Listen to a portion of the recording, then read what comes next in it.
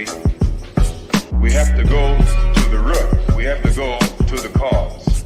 Dealing with the condition itself is not enough. Dear Mr. Massa, I'm just trying to mind my own business. What's the matter? It's just another day, another black king captured. I'm about to lose my brain, stuck inside this ghetto rapture. I got a lot of smoke. If you want it, you can have it. They want a hat trick, but this is black girl magic. Ain't talking about the kind that'll make you disappear, but I'm talking about the power of the melanin within. Ain't looking for trouble, but I'ma say this one time. I put 2 dukes up if you try to touch mine. We still want justice for Samir and Trayvon. You say you don't see color, but racism ain't blind. They targeting little kids whose skin look just like mine. So I'm paranoid, it's a war zone outside. And I'm a black queen, so if you ask me to step out of my car, you gon' have to snatch me. Cause I ain't going no damn well. Had to spend my whole life living unfair.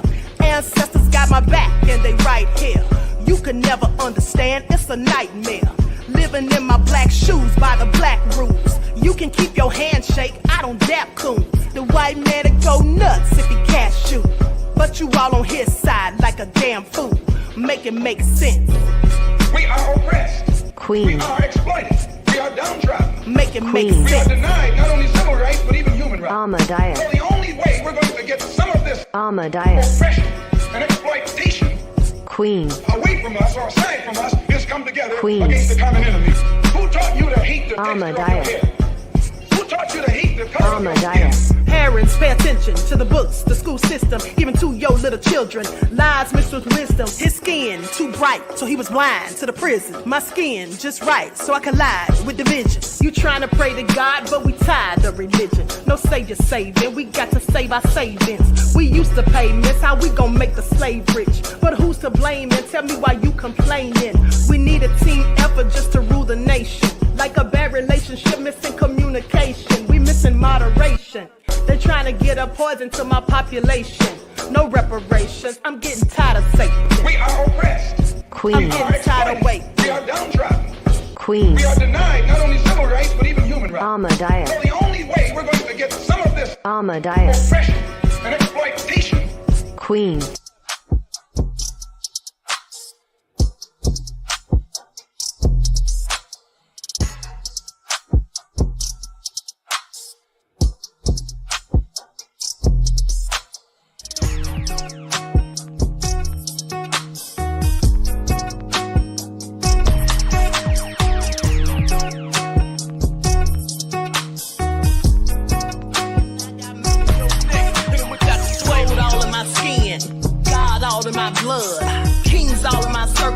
Touch one of mine and you're done. They show no love for the queen. Why you hating on me? Is it cause I'm free and I got Malcolm X in my jeans? I got dreams like King Luther, shed blood like Kunsa. You ain't helping my people, I ain't got nothing to say to ya. I want all the smoke like hookah. Talking reparations. America won't be great until they give us compensation. I'm like, I'm the hottest right now. See a bunch of lames out here trying to jock on my style. They be doing too much. I'm the queen, it's too easy. It's like they all in Popeyes, how they be talking so greasy. I just sit back and laugh while these haters get madder. So nefarious how they don't want my pockets with cheddar. I tell them they can do better. These snakes in the grass can leave a bite on your ass, cause y'all be trusting too fast. I got my foot on the gas, other one on they necks. Dropping receipts on haters, you better show some respect. I'm never facing regret, we only facing the threat. This is the sound of every Malcolm. It's a cut on the gas, other one on they necks. Dropping receipts on haters, you better show some respect. I'm never facing regrets, we only facing the threat. Running through every challenge like a relay, break no sweat. It's a cold game, so I got that blanket with me. Now that my people awaken, ain't no going to sleep. I do not play by my piece, this time I'm playing for keeps. You talking slick, but when I see you like them ends, we gon' meet. And I got gold all in my skin, God all in my blood, kings all in my circle. You touch one of mine and you're done. They show no love for the queen, why they hating on me? Is it cause I'm free and I got Malcolm X in my jeans, and I got gold all in my skin, God all in my blood, kings all in my circle. You touch one of mine and you're done. They show no love for the on me? Is it cause I'm free and I got Malcolm X in my jeans and I got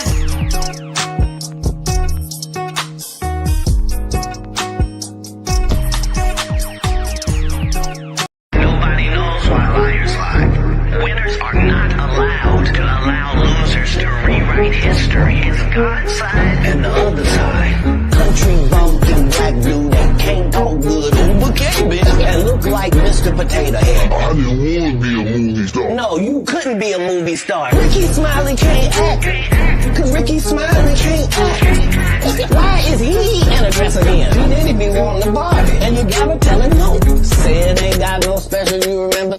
Eve ain't got no special, you remember. Ricky ain't got no special, you remember. Sir, I have 12 comedy specials. P. Diddy or whoever you is. DJ, 10 of them. I won't stop burning you down until there ain't nothing left. Rubble on top of rubble and I'll still be bombing. Look like a wall, Richie. Look like a wall. You didn't say no. Look like a wall, Richie. Look like a wall. You didn't say no.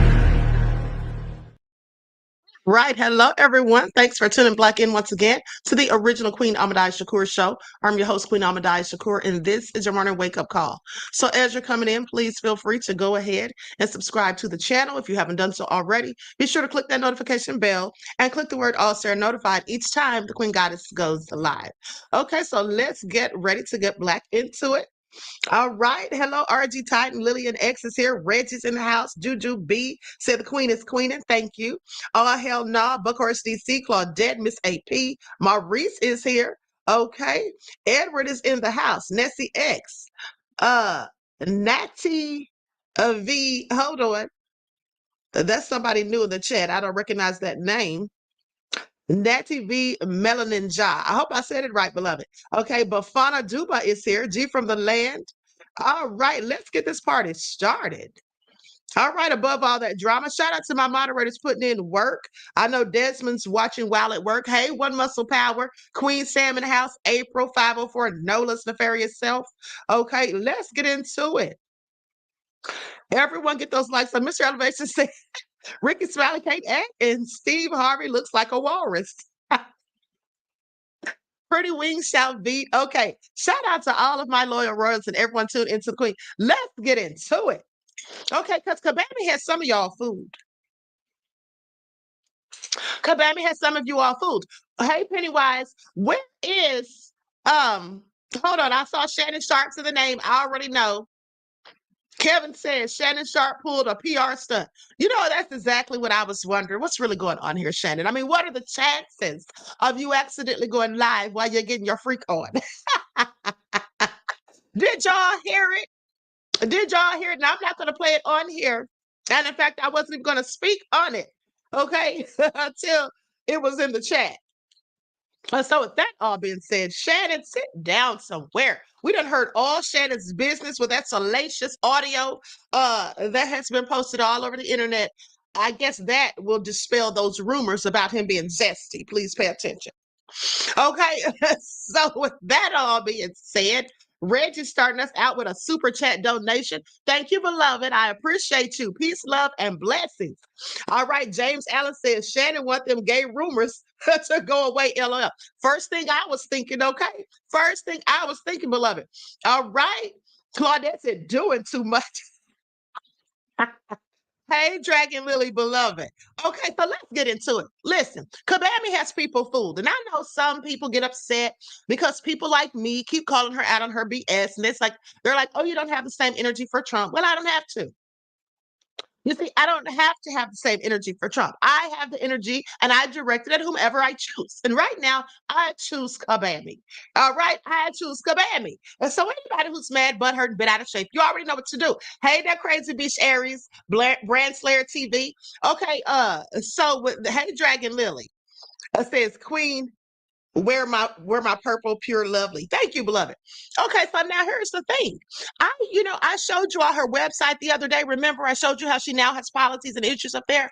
So I just happened to be reading through them last night, and she's full of shite. Okay, she is just running game. Now I've told you all before how she's just saying whatever she thinks is going to fly, throwing things at the wall to see what sticks. Now that's my opinion, and I'm entitled to it. And now it's safe to say that after we saw that debate, well, I'm pretty sure we all know why Trump didn't want to have the debate on ABC and why she was so adamant to have it on there. Okay. So let's get into it, because always, Laverne said, Queen, always on it. Thank you, beloved. So with that all being said, let's talk about what regular people are saying, what some of the people in the streets are saying about the debate. Because the Republicans, a lot of them are saying Trump won, and of course the Democrats are saying Kabami won. At the end of the day, what did I tell you all? Here's the thing. And I knew Trump was going to do this because Trump clearly has narcissistic tendencies. And what have I told you all before? I've told you many times that Trump is always so concerned about what people say about him. I don't know why, because I could give zero F's what people say about me, because I know who I am. But a narcissist, I guess that bothers them. So all she had to do to get under his skin was to start saying little things, that she knew would trigger him, and it absolutely worked. And that's why Trump forgot. I think he just forgot to say certain things. Like I told you all, when she talked about the Central Park Five, he could easily have brought up Jamal Truelove. He could easily have went in for the kill and brought up the man that sat on death row when she had in her office, in her possession, information that could have possibly proven his innocence. He could have brought up those things, but he didn't bring up any of that. He was too busy trying to defend himself after she said, oh, people come to your rallies and they leave early. And she was saying things like that. You understand what I'm saying? See, Trump just always is one of those people. He's going to always be able to get caught up when people are saying things directly, like he feels like he's been attacked, or people are saying things about him, painting narratives that he doesn't want to be painted. He's going to always get upset. And then, he's going to start yelling and then trying to lash out rather than sticking to the subject, rather than sticking to the topic. That was Trump's downfall in the whole thing. Now, as it pertains to Kabami, well, we saw how she was gaslighting and deflecting much of the time. She was not answering some of the questions. Rather, she'd go off into another topic or just, reroute the conversation, so to speak. Okay. But I expected her to do that, because isn't that in fact what she always does? Okay. Peppy P says ABC News is terrible and biased. They absolutely were biased. Now people can say, oh, they were fact checking Trump. Well, they didn't fact check Kabami. They didn't press her, and they didn't say a damn thing to her. Remember, I pointed it out. They didn't say anything when she was talking over him, when she was supposed to, in fact, have her mic muted. They didn't say anything. It was clear bias as far as I'm concerned. Okay. Mr. Elevation said the debate was a Saturday Night Live skit. Okay. Buckers DC said the debate was super funny. It was. But what isn't funny is what's going to happen after the election is over with and we see who gets in that office. Now, mind you, the election Nostradamus is what they call him, has already predicted that it's going to be Kabami.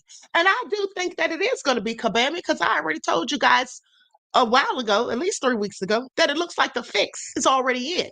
Okay, it looks like they've already made their decision and selected, not elected, but selected Kabami for the win. That's just my opinion. So that all been said, let's listen to what, first of all, let's go to, before we get into what the people are saying, let's go to this report. I'm going to share my screen because 3 of these videos at least I reposted on X, formerly known as Twitter. And also, here's the thing.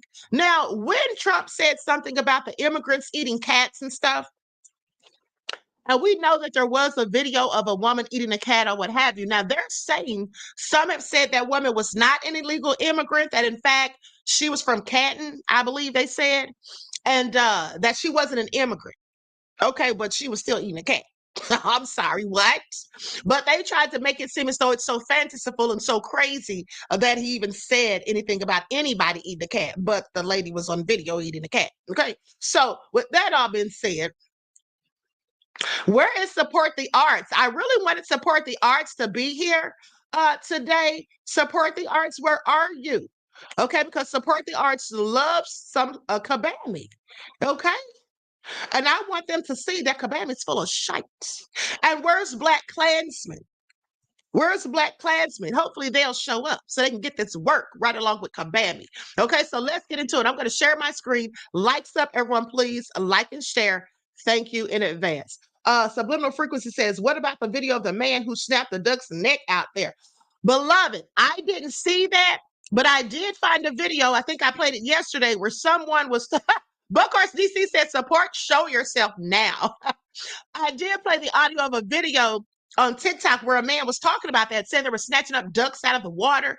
And these Honduran immigrants, I believe it was. And then also there was a whole news report that I showed where they said that they were eating eagles. Now, I'm sorry, how are they getting eagles? Okay, I just have a whole lot of questions. But anyway, let me continue. Likes up, everyone, please like and share. Tonight, Kamala Harris releasing details of her policy positions for the first time on her campaign website. A K-file investigation has uncovered, meantime, a 2019 questionnaire. And in this questionnaire, Harris laid out some much more liberal stances, among them on immigration. So in 2019, in what K-file found, she said she would cut funding to ICE, writing, quote, our immigrant detention system is out of control, and I believe we must end the unfair incarceration of thousands of individuals, families, and children. I was one of the first senators after President Trump was elected to advocate for a decrease in funding to ICE. Well, now, of course, she's touting the Biden administration's executive order to crack down on the border. K-File's Andrew Kaczynski joins me now. Andrew, that's pretty incredible on its own when you're talking about what you found here on ICE. What else did you find? Yeah, and this was a questionnaire that she filled out for the ACLU. And this questionnaire is really an interesting snapshot in time of that 2019 Democratic primary. Kamala Harris was trying to get to the left of Bernie Sanders. She was trying to get to the left of Elizabeth Warren. And you really see that in a lot of these answers. And I want to walk our viewers through a little bit of what she said. Let's just take immigration and look at what she said here.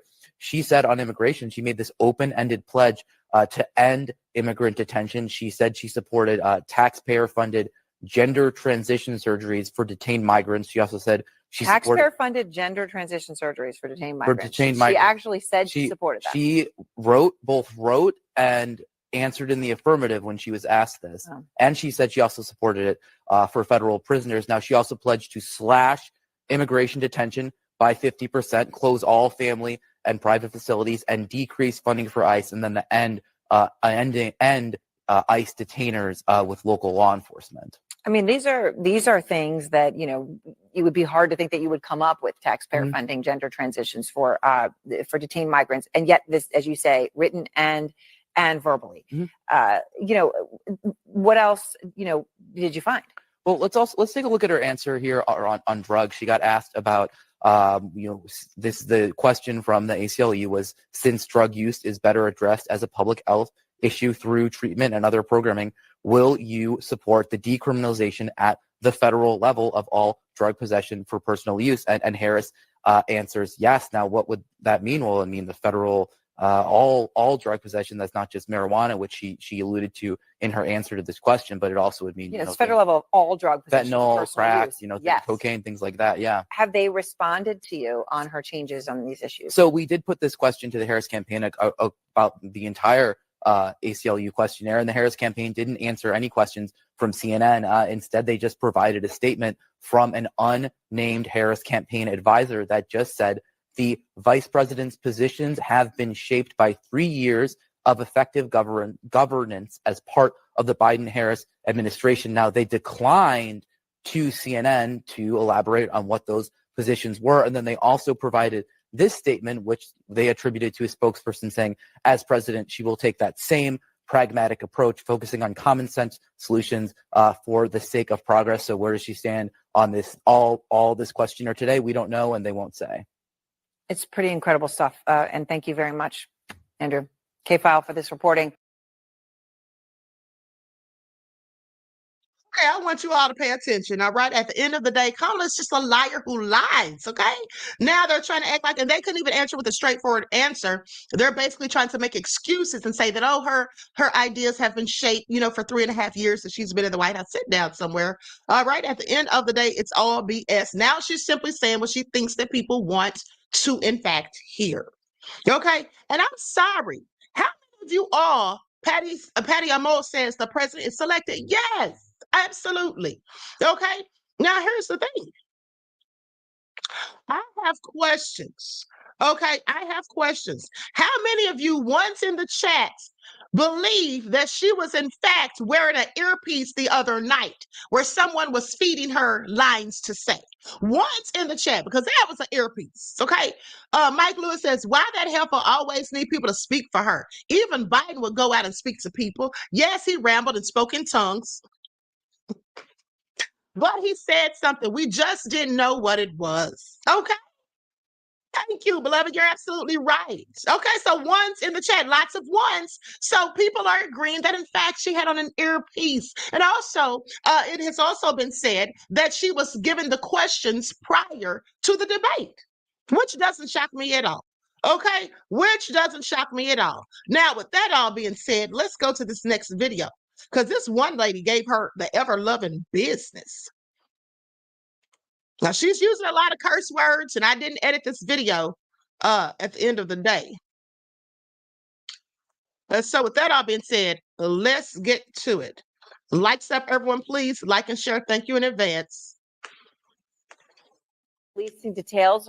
The presidential debate last night was the biggest load of bullshit that I have seen in a very, very, very long time. I think it's pretty damn obvious why Kamala Harris insisted upon having the debate on ABC, because those motherfuckers were biased as fuck. And it wasn't enough for her to have the debate on a biased news channel with the assistance of 2 fucking moderators. This unscrupulous heifer still had to find a fucking way to cheat. Look at her earring. Look at that shit. Does this shit look familiar? Yeah, it's an audio earring. Here's another clip of it. So not only was it 3 against 1 on a biased channel, but she also had to have the assistance of an earpiece. So someone was telling her what the fuck to say. And for the record, the migrants, the Haitian migrants, are in fact eating the animals. So let's not pretend that Trump is saying some crazy ass shit. And for a party that claims to be so fucking woke, the media is manipulating your ass and you're fucking falling for it. When the migrants land on your front doorstep, don't complain. When groceries and rent get so high that you can't afford to shelter or feed your family, don't complain. Don't say shit. This is what you fucking wanted. You want to fight for a woman's right to choose, but you can't even fucking define what the fuck a woman is.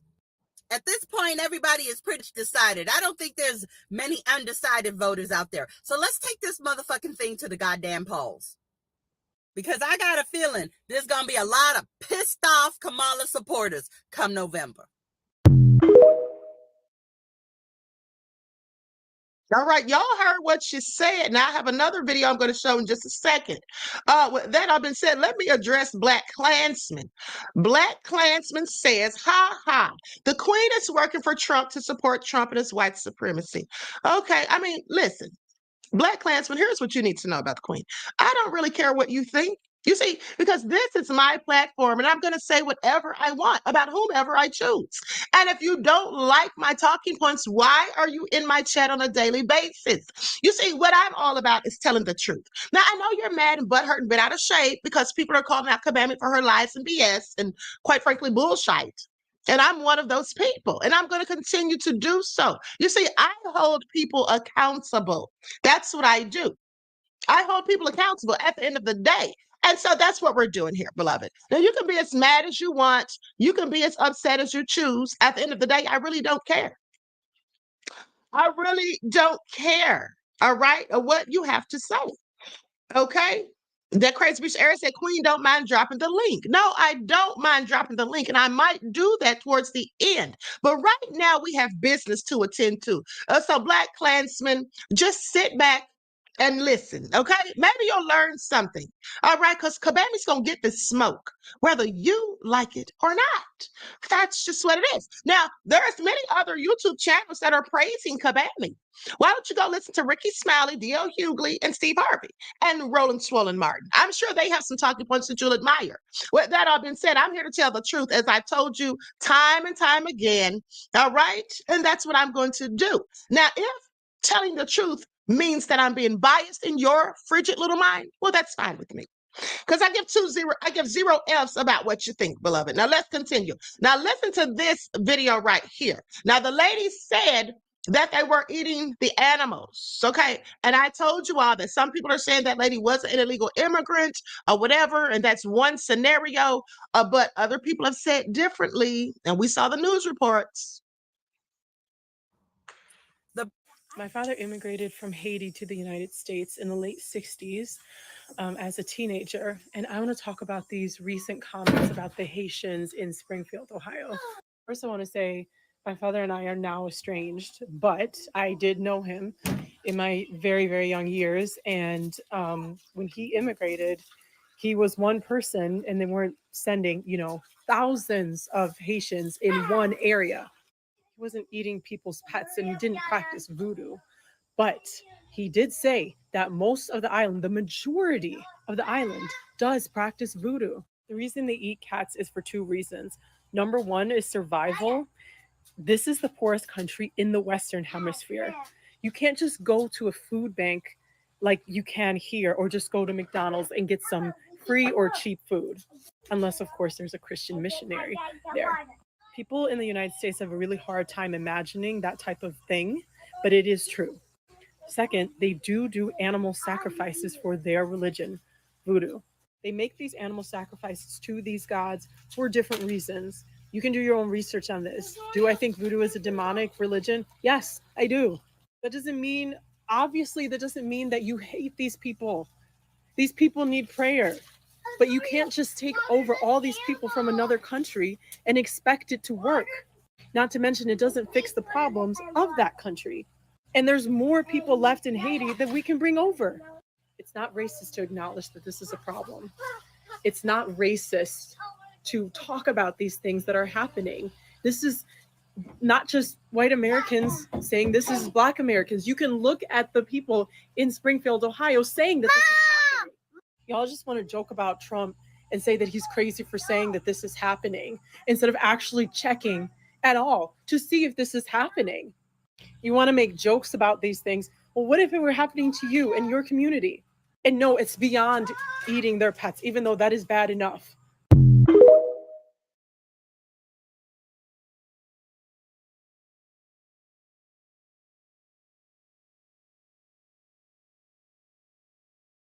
There, you all heard it.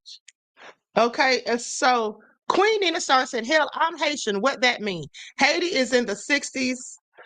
Ain't Haiti in the 2000s. People are starving. They came here hungry. Now listen, they're in the park making birds and duck stew, okay?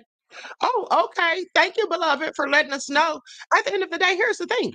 I'm not mocking anybody for whatever they were eating or whatever they had to do because, hey, there could come a time in this country where we all might have to eat cats. I just want y'all to pay attention. I've been telling you since Thanksgiving Day of 2020 about the famine that I, in fact, believe is going to be manufactured by our own government. Have I not been telling you all that and telling you to stock up on non-perishable food items and water and all of that? So it is absolutely nefarious things going on within our own government. But the bottom line is for people to act like somebody's just making things up, painting pictures and all of that, and trying to make them look stupid while the other person's sitting there telling lies too. And they don't say anything.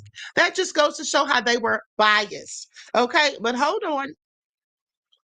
Now, let's go to what some other people had to say about this debate. Like stuff, everyone, please like and share. What voters think of Harris and Trump's debate performance.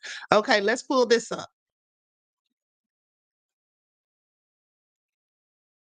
Here we go.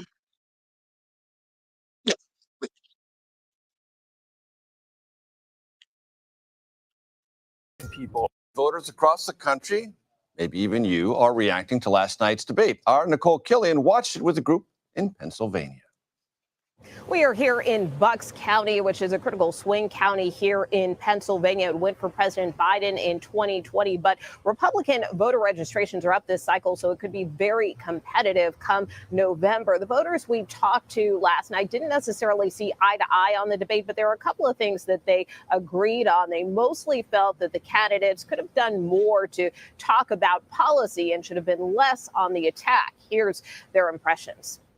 By a show of hands, how many of you think that Vice President Harris won this debate? I would say so. Why do you raise your hand? Definitely because Vice President Kamala Harris is definitely a better speaker than Donald Trump. That's why I would say that she would probably have won the debate itself. No one won the debate, but I would say if people believe in thinking that whatever they saw from Kamala is real, then yes, Kamala won the debate. But if people see through that facade, I think Trump won the debate. What are you taking away with you after tonight's debate? I think it was a typical presidential debate, a lot of interrupting and everything, but I do think that they made some good points, and I think that it did give a lot of people a better decision and a better answer for who to vote for. They both made some interesting points. However, I would have liked to see a lot more policies, and that wasn't discussed. So I would like another one. I'm reinforced in my belief that he is an existential threat to our democracy. He just the other day stood up and proudly proclaimed in front of all the cameras and the people that if he got elected, we'd never have to go vote again. This will be the last election. You'll never have to vote again. As he put it, I'll have things so fixed, you'll never have to vote again. He's not kidding. He means it.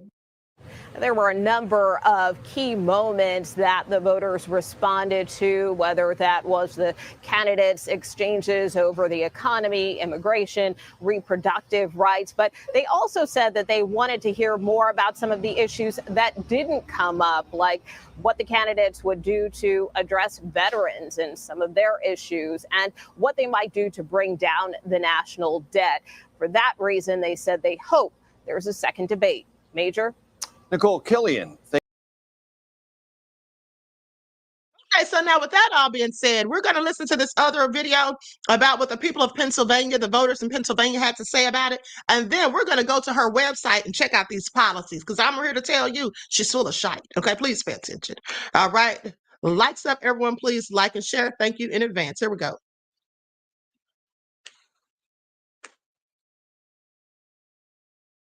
With Biden, Trump, I didn't feel we had any good choices, and I'm still not sure we do.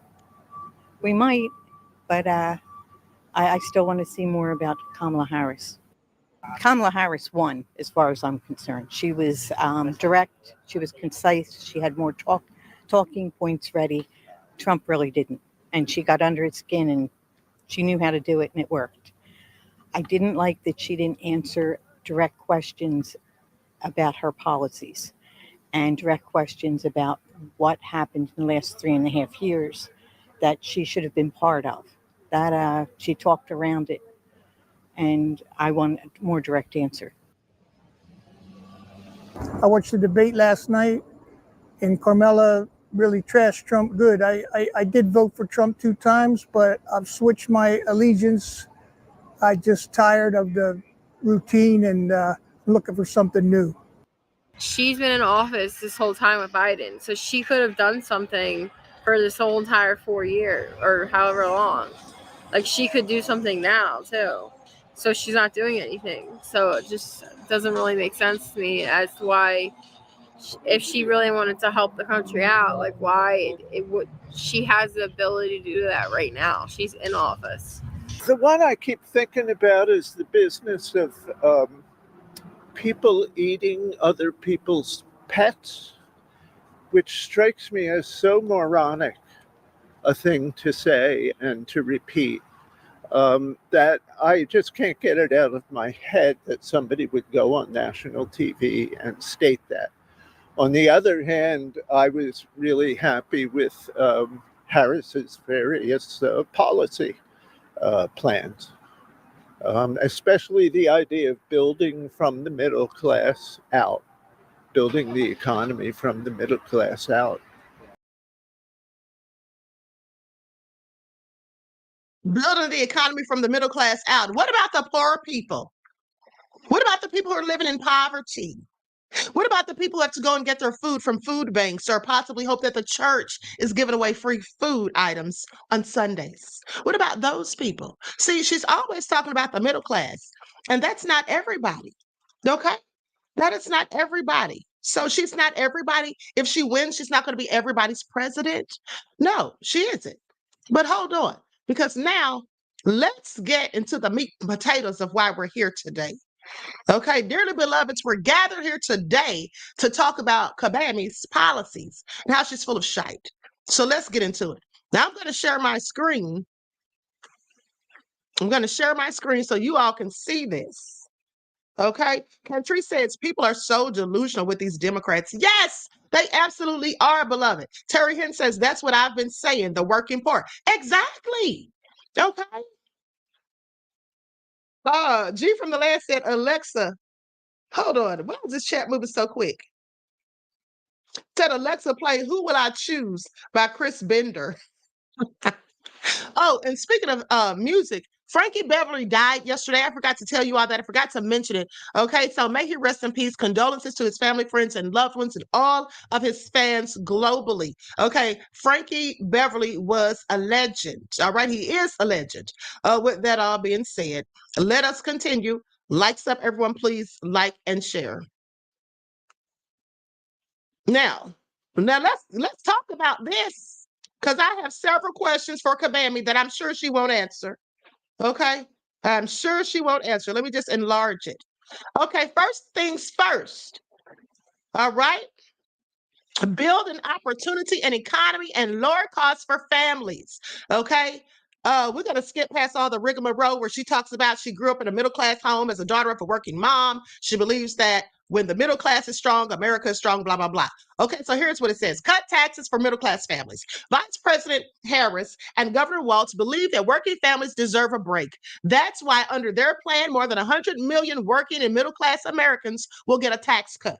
They will do this by restoring two tax cuts designed to help middle class and working Americans. And that's the child tax credit and the earned income tax credit. Through these programs, millions of Americans get to keep more of their hard-earned income. They will also expand on the child tax credit to provide $6,000 a $6,000 tax cut to families with newborn children. They believe no child in America should live in poverty, and these actions would have a historic impact. Well, if they believe no child in America is going to live in policy, I'm just trying to figure out how they're helping people that are in poverty when she keeps on talking about what she's going to do for the middle class. People in poverty are nowhere near the middle class. Okay, so I have questions. Now, unlike Donald Trump, Vice President Harris and Governor Walz are committed to ensuring no one earning less than $400,000 a year will pay more in taxes. They believe that we need to chart a new way forward by both making our tax system fairer and prioritizing investment and innovation.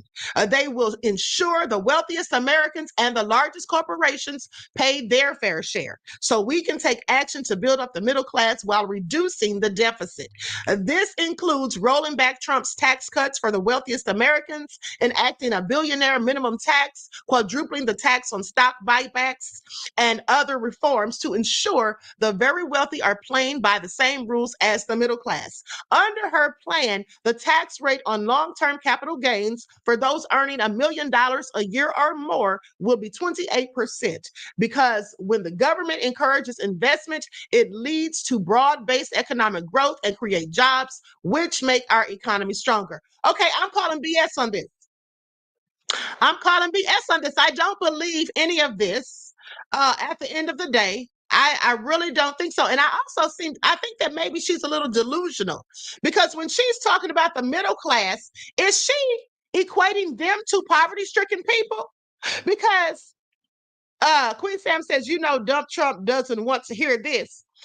Okay, here's the thing. I just don't believe it at the end of the day. And like I said, I'm just wondering, is she confusing the middle class with the poor people? Because how is she in one breath talking about what all she's going to do to help the middle class, and how when the middle class is doing good, America's doing good, but then she says no child should live in poverty. Okay, the children living in poverty are not living in middle class homes. All right?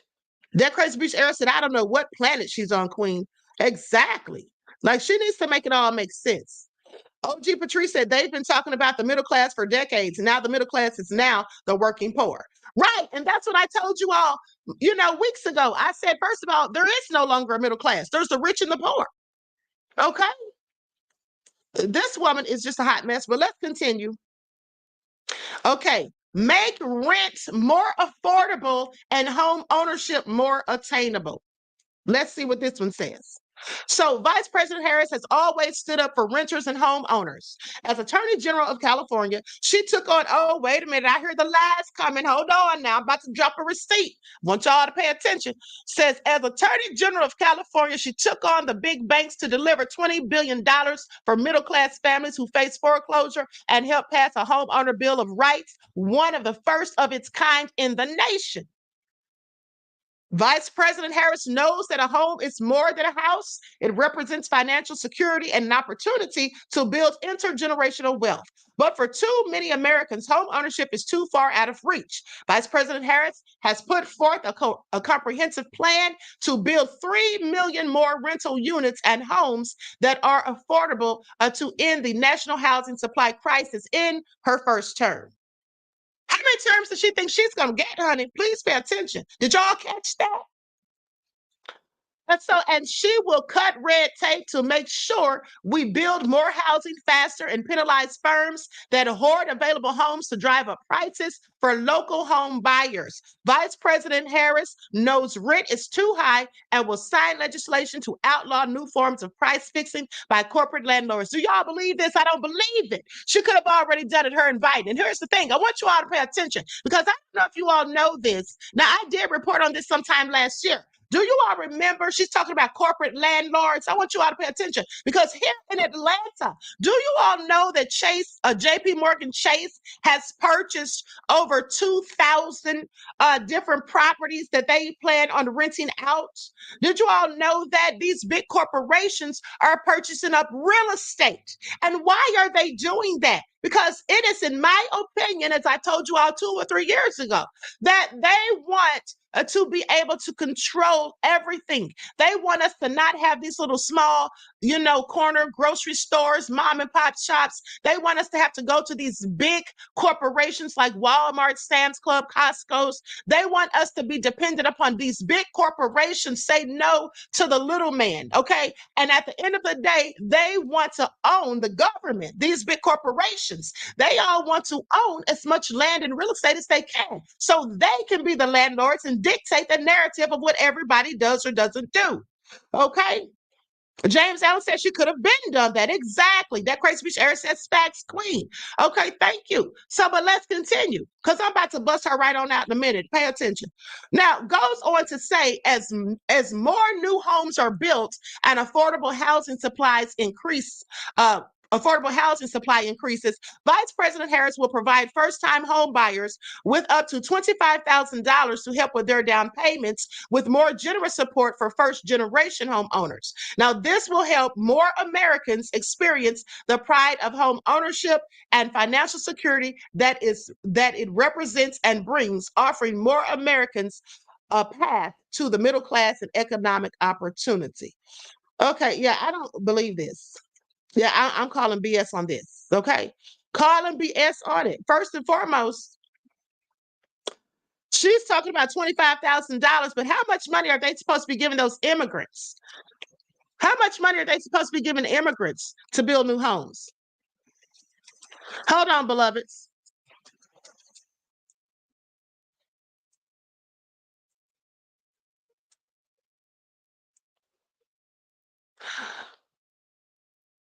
Hold on.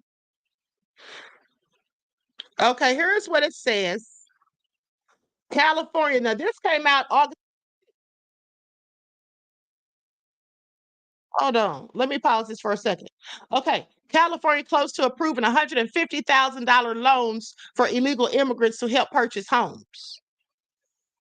I want y'all to think about this. $150,000 for illegal immigrants. Now, this is California, mind you. Okay. But this is the same state where they rejected the offer to give financial compensation for reparations to Black folk. But immigrants getting $150,000 for new homes. But they want to give the citizens who've been here 25,000. And here's the thing. You know what'll happen if and when she actually does this? That Crazy Beach area said 25K ain't shite. Right. And here's the thing. If they actually do that, which I don't even believe they'll do, but even if they do it, well, all they're going to do is add more money and costs in somewhere else, okay, to make up for the little discount that they're giving you. Please pay attention. Off the Rack says the apartments that they're building in California, they can lock down the whole building and have you stuck in and you can't get out. Wow, that sounds nefarious, beloved. Odd Negroes official said they should give us $2,500 for all of our recent troubles. Country says middle class is gone, especially in the cities. Exactly. Okay, that Crazy Bitch Eric said, where's our MF and reparations is all I'm saying. And that's what I want to know. They sent it. Deronda says, facts, Queen. Thank you, beloved. They sent our reparations over to the Ukraine when Biden gave them billions of dollars. That's where that all went. And they didn't give us anything. I just want y'all to pay attention for all of those who are Biden sexuals who love Kabami and the Democrats. Now, goes on to say that this will give them a path to the middle, offering more Americans a path to the middle class and economic opportunity. Okay, let's move right along to grow small businesses and invest in entrepreneurs. Vice President Harris and Governor Walz know that small businesses, neighborhood shops, high-tech startups, small manufacturers, and more are the engines of our economy. Oh, really? That's what they know? See, I'm going to call BS on this right now because here's the thing. If they know that, and if Kabami knows that, well, why is it that back in 2020, when her and Biden first took over the office of the Oval Office, why is it that they had all these lockdowns? Okay, they had us on lockdown. Only essential businesses could stay open, and this led to the closure of many small businesses. Many small businesses, like I told you, there was one business that I specifically reported on. They had been like a family-owned business for like 20 plus years, and they had to go out of business. And just so you know, a lot of those businesses that had to close, small businesses, were owned by Black folk. Okay, a lot of them were owned by Black folk. So please pay attention. So now she's caring about small businesses and wants to invest in entrepreneurs as president. I don't believe it. Okay, her record doesn't show that this is something that she would likely do, as far as I'm concerned. Now, she has led the Biden-Harris administration's efforts to increase access to capital for small businesses and bring venture capital to parts of middle America that have for too long been overlooked, driving a record 19 million new business applications, tripling the Small Business Administration's lending to Black-owned businesses. Like I said, many of those businesses that got shut down and went out of business were Black-owned businesses, but I digress. And more than doubling small dollar lending to Latino and women-owned businesses. She has also championed expanding federal contracts for minority-owned small businesses. As part of her opportunity economy agenda, she has put forward a plan to help small businesses and entrepreneurs innovate and grow. What's the plan? They said she has put forth a plan. But what is the plan to help? How is she going to help them? What will she do? Okay, I have questions because that's just being vague to say that she's put forward a plan. Well, what the hell is the plan all about? What's it entail? Now, she has set an ambitious goal of 25 million new business applications by the end of her first term. Please pay attention to how she keeps saying first term as if she's going to be right back in office again. Lord, please help us if she is. Over 10 million more than Trump saw during his term. Now, to help achieve this, she will expand the startup expense tax deduction for new businesses from $5,000 to $50,000 and take on everyday obstacles and red tape that can make it harder to grow a small business. She will drive venture capital to the talent that exists all across our country, including in rural areas, and increase the share of federal contract dollars going to small businesses. Okay, do y'all believe any of this? Because this sounds like a whole wad of BS. Okay? It sounds like a whole load of BS at the end of the day. All right, so please pay attention. But let me continue. Let me continue. Likes up, everyone, please like and share. Thank you in advance. Okay, so moving right along. People, please be careful of what you put in my chat because I will delete your comments. Okay, if you use certain words. Okay, so Truth Over Everything says all the new jobs recovered under Biden and Kabami Bidenomics is just people getting back to work after the country shut down due to the venom. They have not created any jobs. Exactly. Thank you, beloved. They have absolutely not. Okay. Queen Sam says, sounds like a word salad with that fake lettuce and no dressing. Okay. I'm not buying it. All right. Take on, now listen to this. Take on bad actors. Is she talking about taking on herself? Okay, take on bad actors and bring down cost. As Attorney General of California, Kamala Harris took on the big banks to deliver for homeowners. Wait a minute. Now, wait a damn minute here. No, she didn't say she took on big banks. I'm about to show you where that's a lie. As Attorney General of California, Kamala Harris took on big banks to deliver for homeowners and up for veterans and students being scammed by for-profit colleges and fought for workers and seniors who were defrauded. Now, as president, she will direct her administration to crack down on anti-competitive practices that let big corporations jack up prices and undermine the competition that allows all businesses to thrive while keeping prices low for consumers. And she will go after bad actors who exploit an emergency to rip off consumers by calling for the first ever federal ban on corporate price gouging on food and groceries, which will build on the anti-price gouging statutes already in place in 37 states. Listen, this is a lie.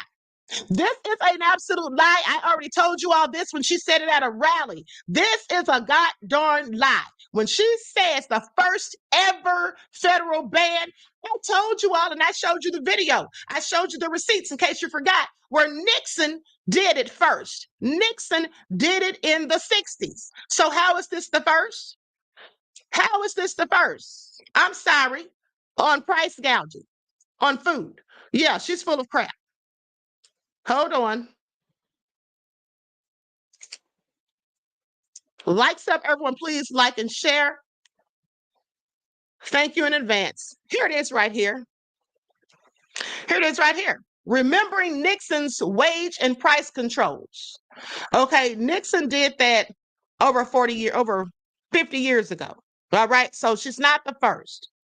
She's absolutely not the first, and she's been criticized for that. First of all, for lying, and first of all, for the idea. Kamala's disastrous price control proposal. Remember I told you all about this? Okay, anyone with the slightest bit of knowledge, they say, about the subject knows what a disaster government price controls are. For instance, the 1970s were marred by an ill-fated policy first imposed by President Nixon when in 1971 he froze wages and prices for 90 days, followed by a gradual repeal of the controls over the next several years. Okay?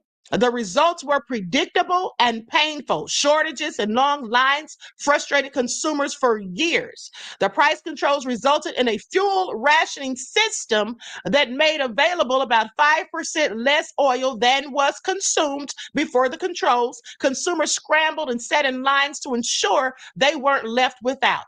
Gas stations found that they only had enough they had to stay open a few hours a day to empty out their tanks. Okay, which brings us to Vice President Kamala Harris, okay, who visited Raleigh, remember, because that's when she started talking about this.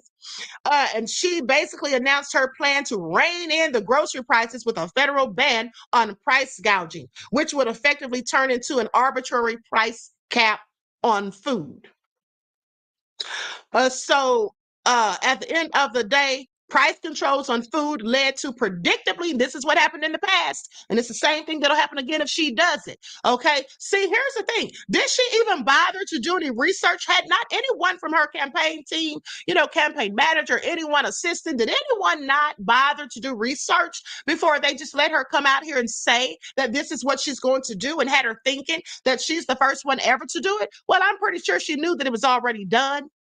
And she just thought that we wouldn't do our due diligence and do the research. Because, see, a lot of people don't bother to go and fact check things. They just sit there and listen to the bullshit.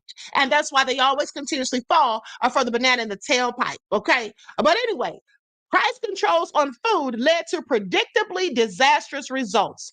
Under Nixon's price controls, farmers couldn't sell chicken products at prices high enough to justify the cost of feeding their own chickens. Now, in the early 1970s, farmers killed over 1 million baby chicks. Similar problems occurred in the beef and pork industries, with farmers sending pregnant sows to the slaughterhouse while pregnant cows to the slaughterhouse while dairy cows were butchered. Okay, but not allowing prices to reflect the market realities of supply and demand, along with the inflated money supply, consumers had no incentive to economize, and producers had no incentive to produce more. Okay. So it just messed up the supply and demand, basically. The results are shortages, long lines, and in the case of the food industry, mass slaughter of healthy animals. Making matters worse is the vague concept of price gouging. How do politicians determine if a price is in violation of an anti-gouging law? Okay, they literally just make it up. It's entirely subjective. So I want y'all to pay attention. Okay, I just want y'all to pay attention at the end of the day. Like I said, all BS. And another thing I'm going to call out BS on is this. When she talks about taking on the big banks, I'm going to get to that in a second. But then it goes on to say, just as she did as vice president, she would take on big pharma to lower drug prices and cap insulin costs, not just for seniors, but for all Americans. And she'll keep fighting to bring down prescription drug costs by taking on pharmacy middlemen who raise consumers' prices for their own gain and squeeze independent pharmacies' profits. Okay, listen, let me tell y'all something. This is all BS. It's not going to happen. You think she's really going to take on big pharma? You think she's really going to take on big pharma? Here's the thing. Even if she does get the prices of certain drugs lowered, pharma's going to recoup that money one way or another. We know how they get down.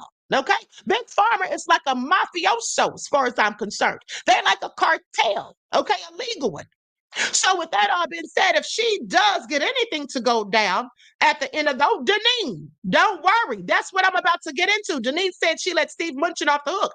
Honey, that's exactly what I'm about to get into, because I exposed that back in 2019 when she was first trying to run for president. But she's talking about taking on big banks. Let's get into it. But first off, at the end of the day, big pharma, if any drugs the prices are lowered, okay, if they're forced to lower any prices, all they're going to do is come up with another way to make back that money, to recoup it. Okay, there'll likely be another pandemic. There'll likely be more venom. All right, I'm just saying, please pay attention. Now, with that all being said, let's talk about it, because she said she's going to take on big banks. Well, I have several questions about that, because she still has never answered to my satisfaction as to why she didn't prosecute Steve Mnuchin. Okay, now I know why she didn't prosecute him. I'm pretty sure I know. Kamala Harris has been deemed the Democratic Party established its next big thing. Now, mind you, this is from 2017.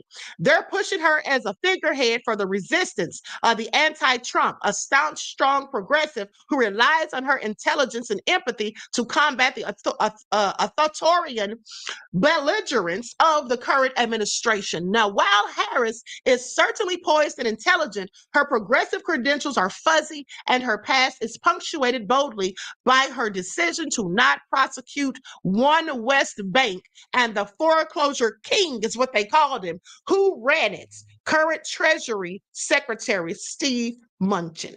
Okay, now why didn't she prosecute that man? Steve Mnuchin and One West Bank were, according to a memo obtained and reported on by The Intercept, well, they were guilty of widespread misconduct in the form of over 1,000 legal violations. 1,000 violations. I want y'all to pay attention. Now, the memo, but she had the nerve to talk about Trump and his felonies. Okay, please pay attention. Now, the memo was the result of a year-long investigation, and it asserts that One West Bank operated to intentionally boost foreclosures, kicking people out of their homes. But she's going to help y'all save your homes and help people get homes and build new homes and all of that are affordable. The Campaign for Accountability called for a federal investigation of Munchin and One West Bank, claiming they used potentially illegal tactics to foreclose on as many as 80,000 California homes. Now, I want y'all to sit there and marinate on that. 80,000 California homes. How many people got put out on the streets? How many people lost their homes that they purchased in the efforts and hopes of obtaining someday generational wealth? All right. Yet, despite internal memos explicitly mentioning numerous prosecutable offenses by Munchin and Company, then California Attorney General Kamala Harris refused. She refused to prosecute. But she didn't mind having her office prosecute Jamal Truelove, who was completely innocent, let's remember. She's never given an explanation for her decision, and Munchin later donated $2,000 to Harris's campaign. It was his only donation to a Democratic candidate. Her only direct acknowledgement of the memo uncovered by The Intercept, because it was hidden. I want y'all to pay attention. They tried to sweep that under the rug real quick. Now, her only acknowledgement of it after Intercept uncovered it was when speaking to The Hill the day after the story was published. Okay, it was a non-answer that simply restated already established facts. Here's what she said. We went and we followed the facts and the evidence, and it's a decision my office made. We pursued it just like any other case. We go and we take a case wherever the facts lead us. Word salad. I want y'all to pay attention. She didn't answer that directly. Question is, Kabami, why didn't you prosecute that man?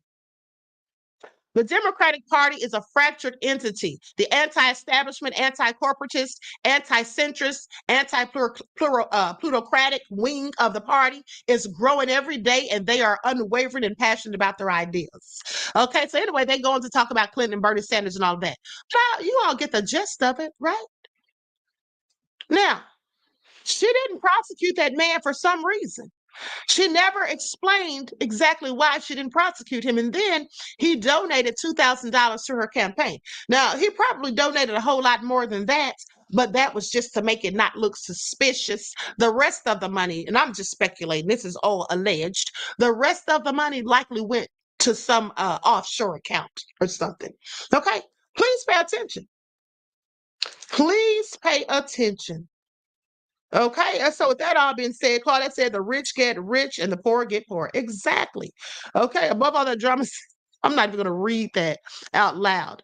Okay, so now we've already established that she's a liar who lies, okay? And that she's just saying things that she wants to stick.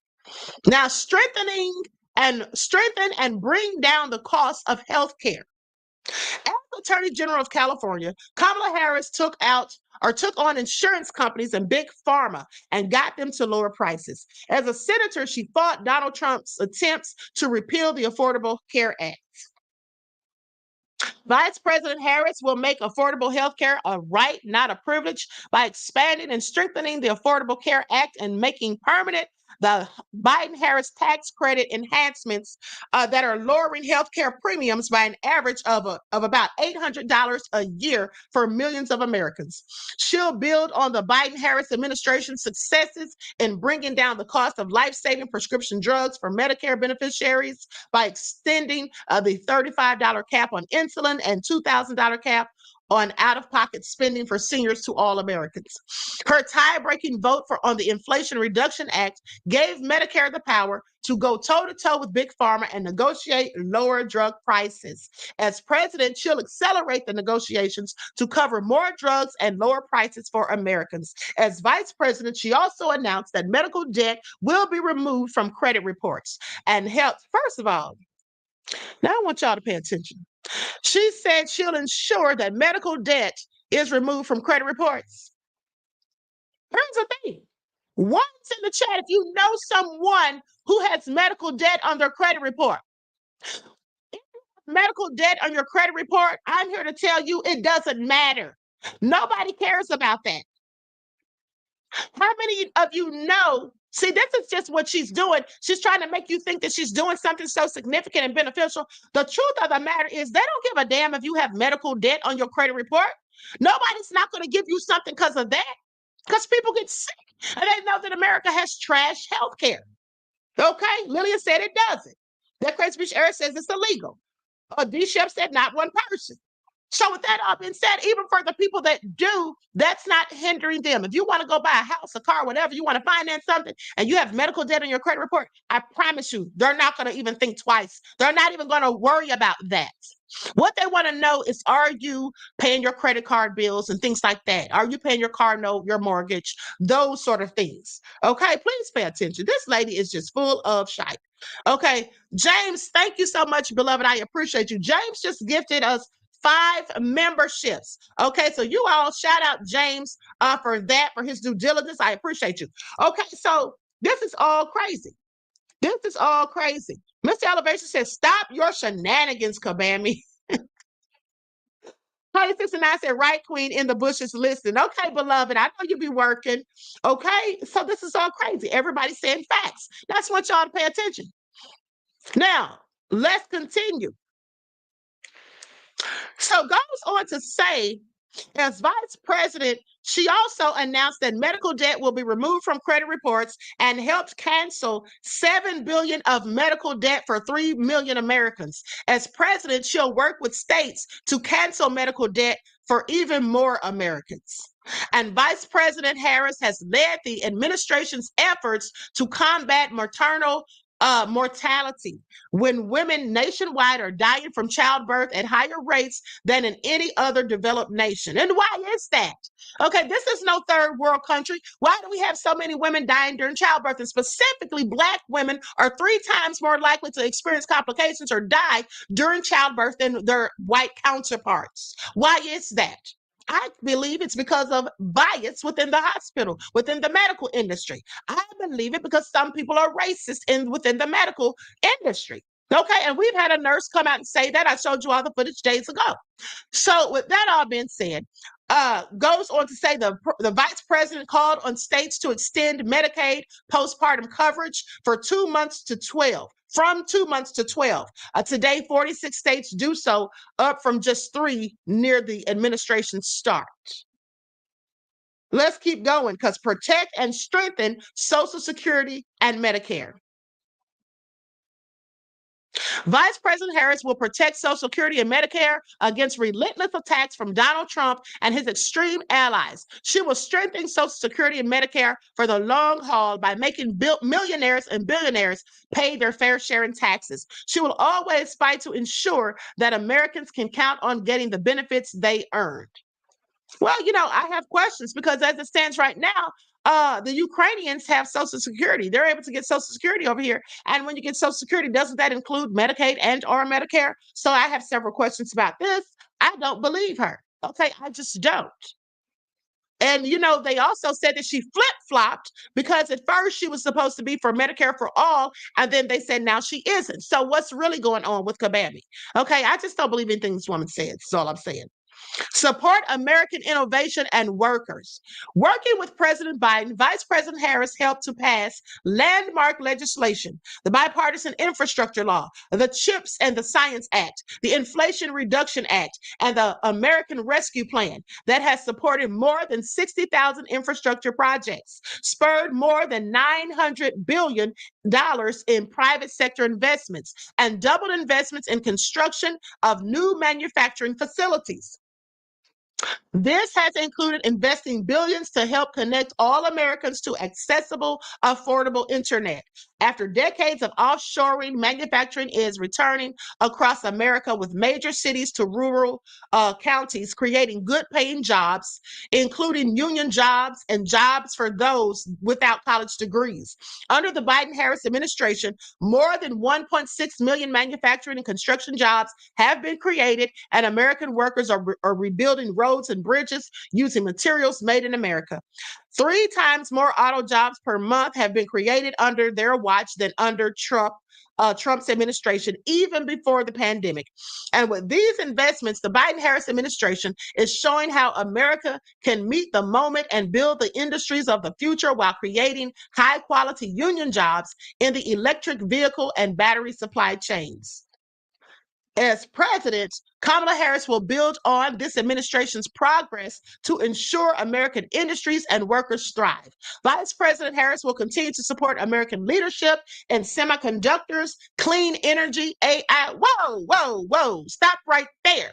Another lie. Another lie. First of all, I want you all to pay attention to how she keeps talking about her and Biden, the Biden-Harris administration. See, we're getting the same thing. I told you all that. It's going to be another thing with Biden in here.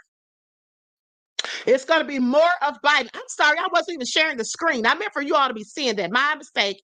Okay, so that all been said. I'll have to reshare. But here's the thing.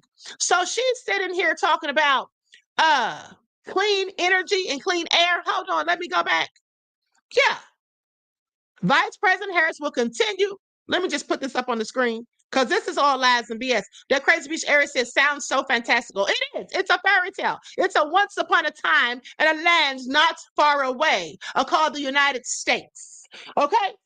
So here it is right here. Vice President Harris will continue to support American leadership in semiconductors, clean energy, AI, and other cutting-edge industries of the future. She'll also fight for unions because as vice president, the most pro-labor administration in history, she knows that unions are the backbone of the middle class. Let me tell y'all something. Let me tell y'all why I'm calling BS on that. I'm calling BS on that because when she starts talking about clean energy, Kamala Kabami Harris. Did she forget that she literally just told us that she's not against the fracking ban? Did she literally not just tell us that? She said that she was going to ban fracking. That's what she said in 2019. Now she recently has said that she's against a ban. I absolutely will not ban fracking. Well, if you're not going to ban fracking, how are you also proposing clean energy? I have questions. I have a whole lot of questions. And then here's the thing. Also, since we're talking about clean energy and all of that, what's up with Cancer Alley down there in Louisiana, where the area that's disproportionately inhabited by Black folk has all of these toxins and chemicals and hazardous waste and things that are causing cancer at a high rate, different types of cancer for the people who live there, these Black folk. What's going to be done about that? What's going to be done about Flint? They still have that water crisis. Nobody's addressing that. What's going on here, Kabami? Okay, at the end of the day, I just have questions. Okay, it's not making any sense. It's not making any sense. Terry Hinn says fracking is taking away land from Native Americans. Oh, I'm so glad you brought that up because let me address that. Okay, Jay Gray says clean energy, batteries, electric vehicles. This country doesn't have the infrastructure to support electric vehicles. This is a whole scam. Okay, now let's go back to what Terry Hinton said. Fracking is taking land away from Native Americans. Well, glad you brought that up because I do think that I have something on that about her and Biden with the Willow Project. Hold on. Here it is right here. See, thanks for reminding me. Biden administration approves controversial Willow oil project.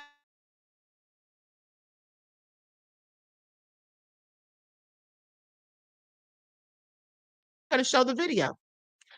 Like stuff, everyone please like and share. See, I'm telling y'all, this lady is just throwing stuff. She's just sitting here telling a bunch of lies and saying whatever she thinks that American people want to hear.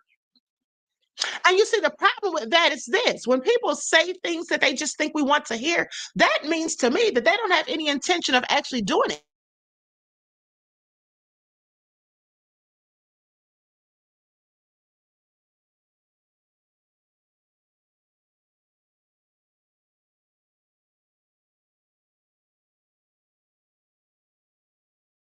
Support a fracking ban.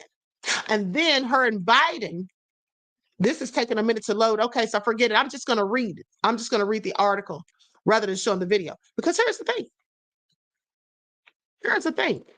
Her and Biden, hold on. Okay, here we go.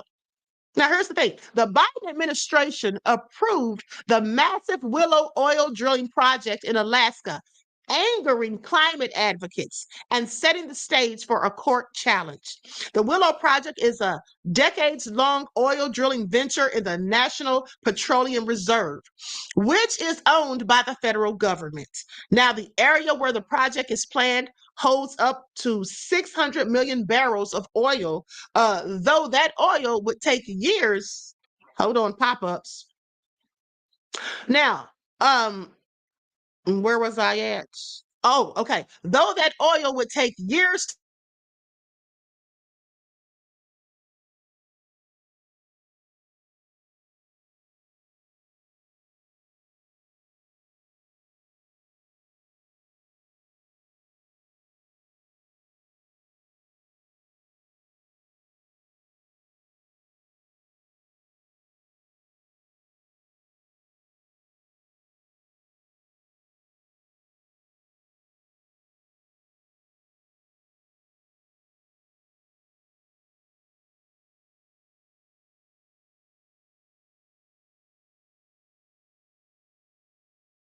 I'm concerned.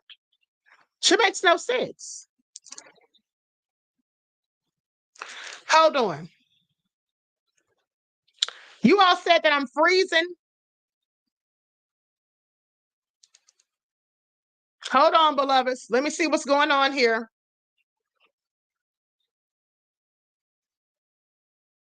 Could be screw tube. Hold on.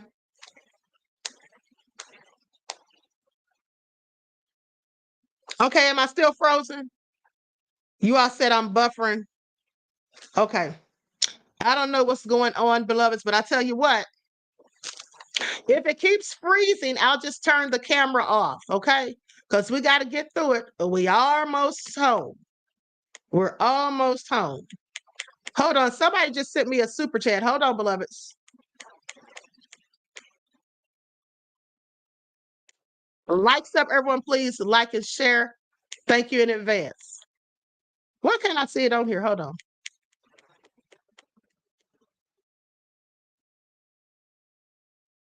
Okay, with that all being said, let's get back into it.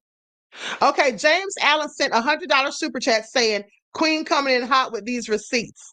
Thank you, beloved. I appreciate you. I don't know why I can't see the super chat on my computer. I can see it on my phone. So thank you, beloved. I'm sorry I missed that. With that all being said, let's continue. Now, before I freeze up again, I don't know what's going on. Okay, here we go. All right. Thanks, James. I really appreciate you, beloved. Peace, love, and blessings. Now, so, like I said, not falling for it, not believing any of it. Don't fall for the banana in the tailpipe. Okay. And then goes on to say that she'll also fight for unions because, as vice president, talks about the pro labor administration. We're going to skip past all that. Let's go down to provide a pathway to middle class through quality and affordable education. Vice President Harris will fight to ensure parents can afford high quality child care and preschool for their children. She will strengthen public education and training as a pathway to the middle class, and she'll continue working to end the unreasonable burden of student loan debt and fight to make higher education more affordable. Okay, so that college can be a ticket to the middle class. To date, Vice President Harris has helped deliver the largest investment in public education in American history, provide nearly $170 billion in student debt relief for almost 5 million borrowers, and deliver record investments in HBCUs, tribal colleges, Hispanic serving institutions, and other minority serving institutions. She helped more students afford college by increasing the maximum Pell Grant Award by $900, the largest increase in more than a decade, and invest in community colleges. She has implemented policies that have led to over 1 million registered apprentices being hired, and she will do even more to scale up the programs that create good career pathways for non-college graduates. Well, we'll see. We'll see. Maybe she will do that. I don't know.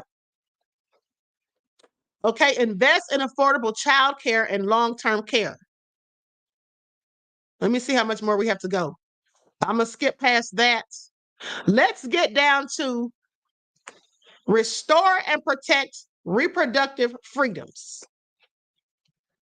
Okay, So Vice President Harris and Governor Walz trust women to make decisions about their own bodies and not have the government tell them what to do.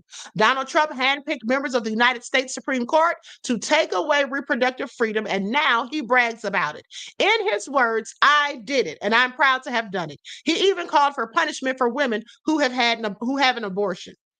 Now, since Roe v. Wade was overturned, Vice President Harris has driven the administration's strategy to defend reproductive freedom and safeguard.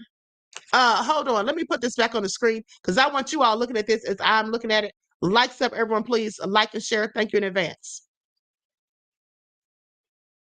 Okay, I'm trying to keep an eye on my other device so I can see whether or not I'm freezing up. Okay, now, with that all being said, goes on to say that Vice President Harris has traveled America and heard the stories of women hurt by Trump's abortion bans, stories of couples just trying to grow their family, cut off in the middle of IV treatments, stories of women miscarrying in parking lots, developing sepsis, losing the ability to ever have children again, all because doctors are afraid they may go to jail for caring for their patients. As president, she will never allow a national abortion ban to become law, and when Congress passes a bill to restore reproductive freedom nationwide, she will sign it. Let me just tell you all something.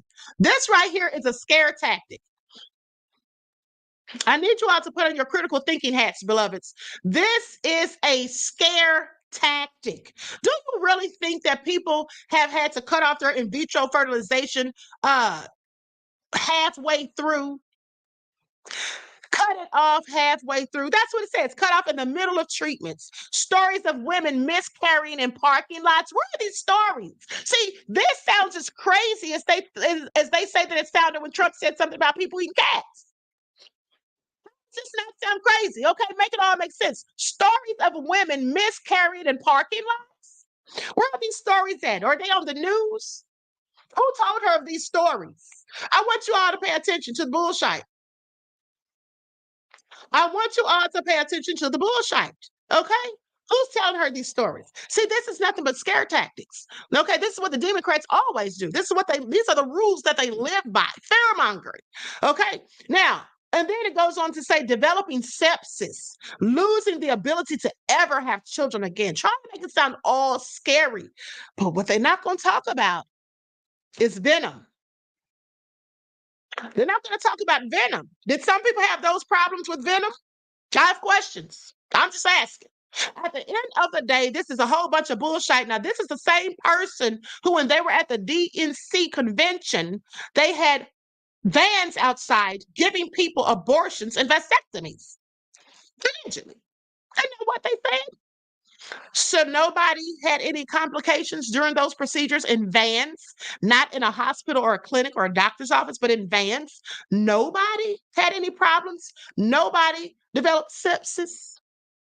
Nobody had issues in the parking lots. Like, why would she even say that? This is all so ridiculous. But let me continue. Let me continue. Likes up, everyone, please like and share. We're almost at the home stretch. Let's keep going. This is all crazy. Now, with that all being said, as president, she will never allow a national abortion ban to become law. Well, I'm sure she won't, because like I told you, she always directs that towards Black women. Okay. Now, Vice President Harris and Governor Walz believe many fundamental freedoms are at stake in this election. Yeah, like freedom of speech, the one that the Biden administration has taken away. Freedom of speech. Let's talk about it. They will fight to ensure that Americans have the opportunity to participate in our democracy by passing the John Lewis Voting Rights and the Freedom to Vote Acts, laws that will enshrine voting rights protections, expand vote by mail and early voting, and more. Her administration will also continue to protect Americans from discrimination, building on her work to secure a $2 billion in funding for offices of civil rights across the federal government. Now, I want you all to pay attention. This is bullshit. She says she'll always defend, hold on. Her administration will also continue to protect Americans from discrimination. Who the hell's been protecting Americans from discrimination thus far? Continue. Who's been protecting us from discrimination? I'm sorry. Where's the anti-Black hate crime bill? Nobody's protecting us from a damn thing as it pertains to racism and discrimination. So what's she talking about here? And she said she'll continue. This is the same woman who said out of her mouth, let's be clear, America is not a racist country. So for a person who thinks that America is not a racist country, how the hell is she going to continue to protect people from discrimination? Because if it ain't a racist country, then by her logic, there is no discrimination. Okay? Teacher 2 says ain't nothing but some lies. Exactly. RG Titan said, sure did say that, Queen. Exactly. But let's continue. So then goes on to say, and as president, she'll always defend the freedom to love who you love openly with pride. In 2004, she officiated some of the nation's first same-sex marriages, and as Attorney General, she refused to defend California's anti-marriage equality statewide referendum. As president, she'll fight to pass the Equality Act to enshrine anti-discrimination protections for LGBTQ plus Americans in healthcare, housing, education, and more in law. Okay, now let's go down to here. And then she has Trump's 2025 agenda right here. Now listen to this. Trump's Project 2025 agenda. Donald Trump is a threat to our fundamental rights and freedoms. He brags that he is proudly responsible for handpicking. Okay, she already said that about the Supreme Court justices and the IVF and all of that. Trump and his allies continue to demonize and attack LGBTQ plus individuals and families. His Project 2025 agenda would eliminate federal rules that protect LGBTQI plus Americans for discrimination, and Trump is directly attacking the bedrock of our democracy, the right to vote. His baseless claims of a stolen election in 2020 inspired states to slash voter protections and purge their voting rolls. Let me tell y'all something. I find it interesting that she's saying all of this, talking about demonizing and the bedrock of democracy. He's directly attacking the bedrock of democracy. When I'm sorry, in my opinion, that's what her and Biden did with those mandates. That's what they did with those lockdowns. That's what they did with censorship. Okay, that's all I'm saying. That's all I'm saying at the end of the day. Now, let's go down to make our communities safer from gun violence and crime. Likes up, everyone, please like and share. Thank you in advance. Now, in the White House, Vice President Harris helps deliver the largest investment in public safety ever, investing $15 billion in supporting local law enforcement and community safety programs across 1,000 cities, towns, and counties. President Biden and Vice President Harris encouraged bipartisan cooperation to pass the first major gun safety law in nearly 30 years, which included record funding to hire and train over 14,000 mental health professionals for our schools.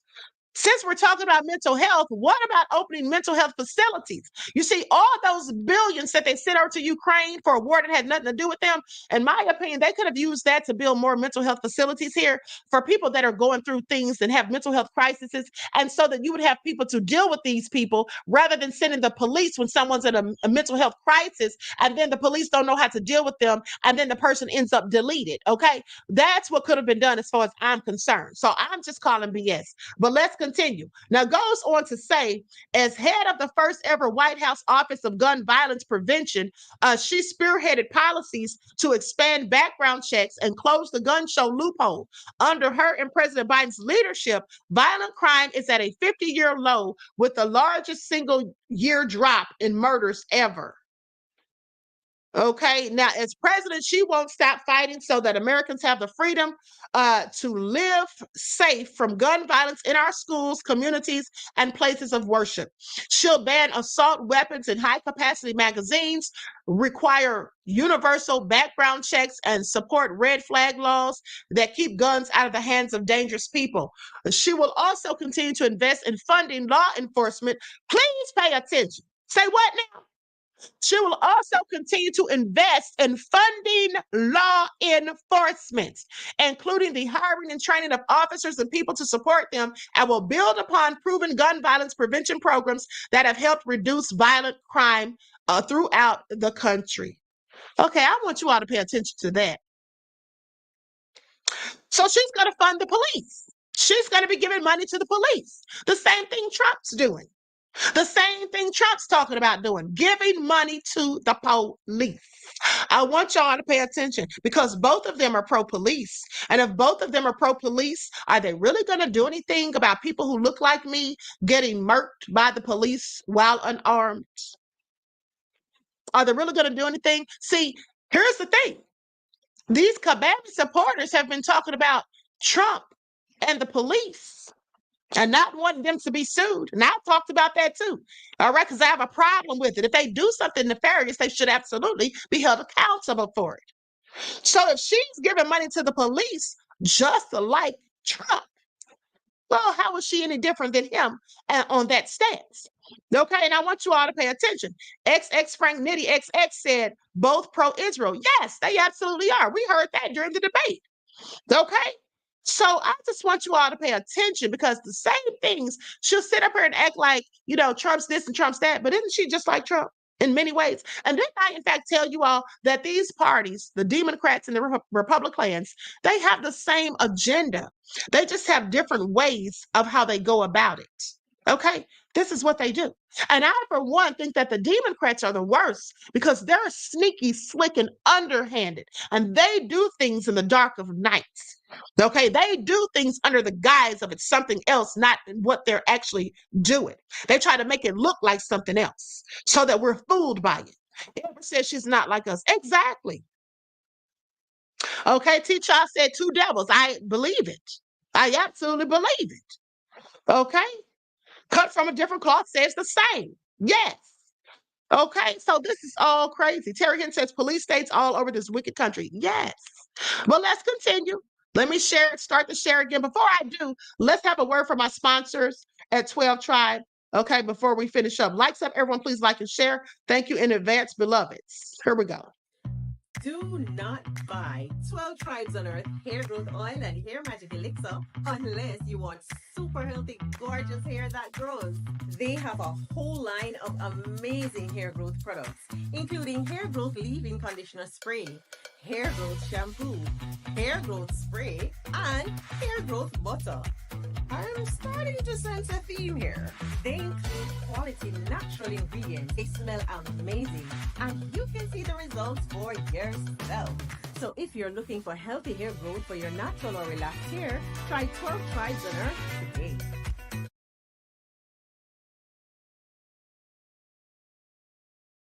All right, so you can purchase your 12 Tribes hair oil on Etsy.com. Go to Lisa Crafts, and you can also purchase it at Walmart.com. Okay, so now let's get back into it because we're almost done. We're almost at the finish line, beloveds. Here we go. So now let's go down to where it says secure our borders and fix our broken immigration system. Now, I have a whole lot of questions about this because she's had all the opportunity to do this. Now, Vice President Harris and Governor Walz believe in tough, smart solutions to secure the border, keep communities safe, and reform our broken immigration system. As Attorney General of California, Vice President Harris went after international drug gangs, human traffickers, and cartels that smuggled guns and drugs and human beings across the U.S.-Mexican border. As Vice President, she supported the bipartisan border security bill, the strongest reform in decades. The legislation would have deployed more detection technology to intercept fentanyl and other drugs and added 1,500 border security agents to protect our border. After Donald Trump killed the border deal for his political gain, she and President Biden took action on their own. And now border crossings are at the lowest level in 4 years. Their administration is seizing record amounts of fentanyl and secured funding for the most significant increase in border agents in 10 years. As president, she will bring back the bipartisan border security bill and sign it into law. Why hasn't Biden already done it? Why is she talking all this tough talk about the border now when we've had all these people just coming over here and they've been getting all these benefits and tangibles and we can't even get anything? And now they want to say that Black folk are hating on immigrants, right? And so anyway, I'm calling BS on this too. So as president, she will bring back the bipartisan security bill and sign it into law, please. At the same time, she knows that our immigration system is broken and needs comprehensive reform that includes strong border security and an earned pathway to freedom, to citizenship. I'm calling BS, guys. Like I said, at the end of the day, she's saying a whole lot of stuff, but she's not. I just don't believe it because of her track record with all of these people coming over here illegally. And what happened to all those kids? And since she wants to bring up trafficking and all of that stuff, what happened to those 320,000 plus migrant kids that went missing? What happened to the situation with Tara Rodis that she exposed last year? Okay, what's going on with that? Is there any updates? I have a whole lot of questions. Now let's talk about tackle the opioid and fentanyl crisis. Vice President Harris is committed to ending the opioid epidemic and tackling the scourge of fentanyl. She says that she's seen the devastating impact of fentanyl on families up close. She has met and mourned with those who have lost loved ones to fentanyl overdoses. As Attorney General, she's prosecuted drug traffickers, seizing over 10,000 kilos of Coca-Cola and 12,000 pounds of meth. In the White House, she helped direct more than $150 billion to disrupt the flow of illicit drugs and delivered billions of dollars in investments to states to fund life-saving programs. Here's the question. During this administration, how come they didn't find out and report and let us all know whose bag of Coca-Cola that was found in the White House right before the Biden family vacation? Was it Hunter's Kabami? I have questions. Now, under the Biden-Harris administration, the FDA made the overdose reversal drug naloxone available over the counter. Now, this past year, the number of overdose deaths in the United States declined for the first time in 5 years. As president, she will sign the bipartisan border bill that will fund detection technology to intercept even more illicit drugs, and she'll keep fighting to end the opioid epidemic. Okay, I'm just not believing any of this stuff that she's saying. Okay, I'm just not believing anything that she's saying. All right, ensure that no one is above the law.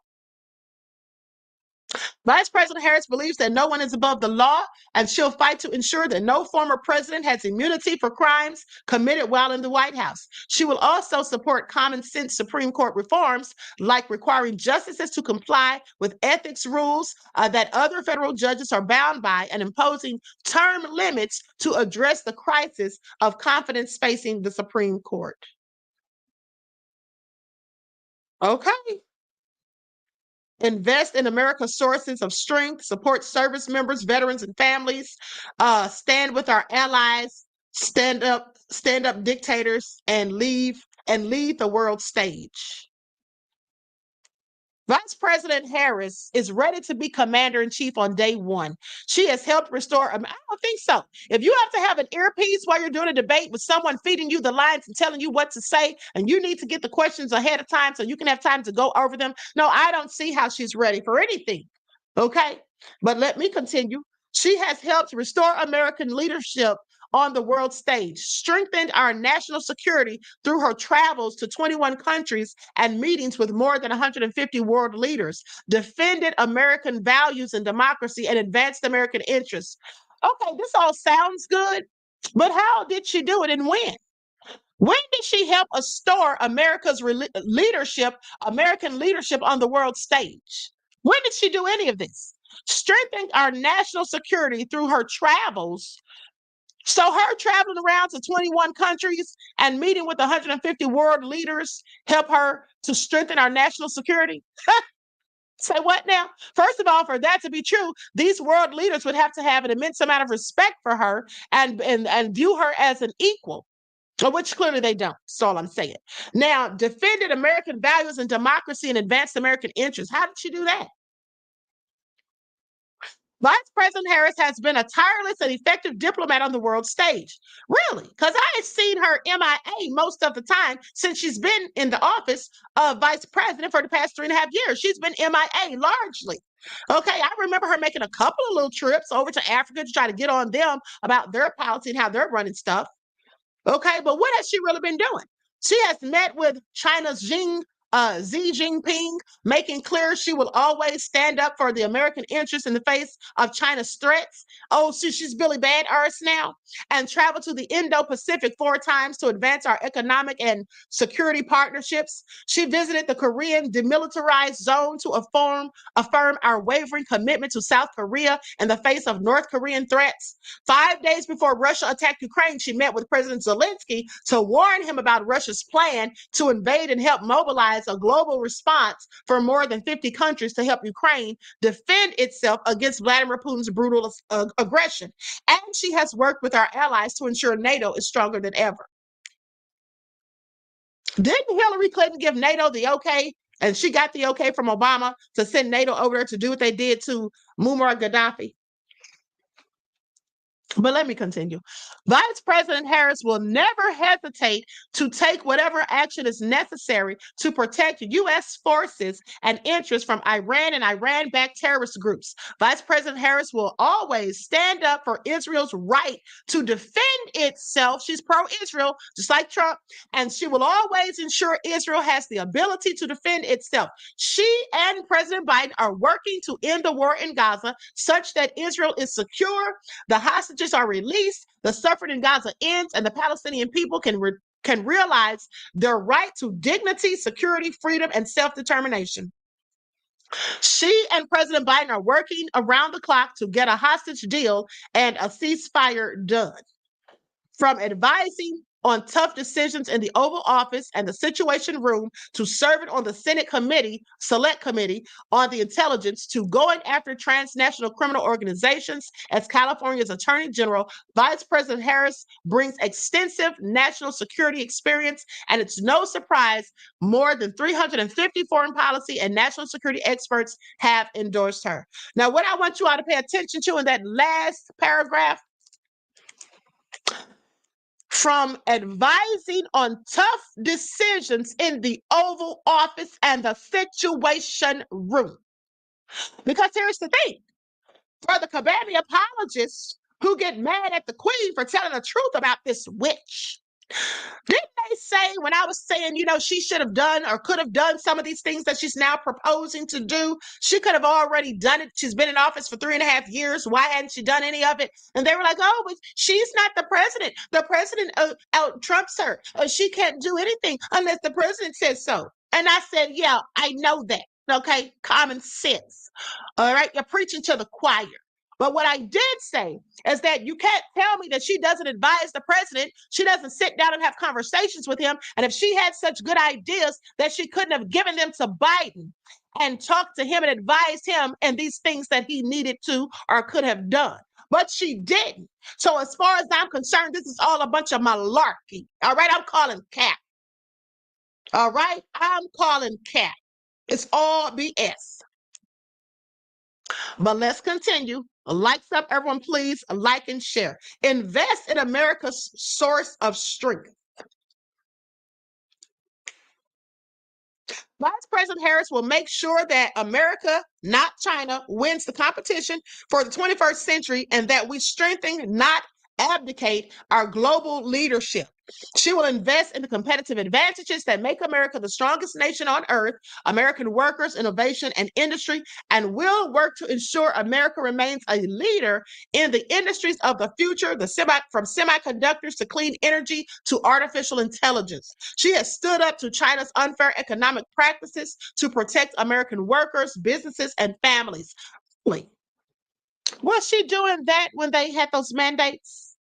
I have questions. And she has advanced our economic cooperation around the world, from rallying international leaders at an AI summit in the UK to convening semiconductor business leaders in East Asia to spurring private investment across Africa.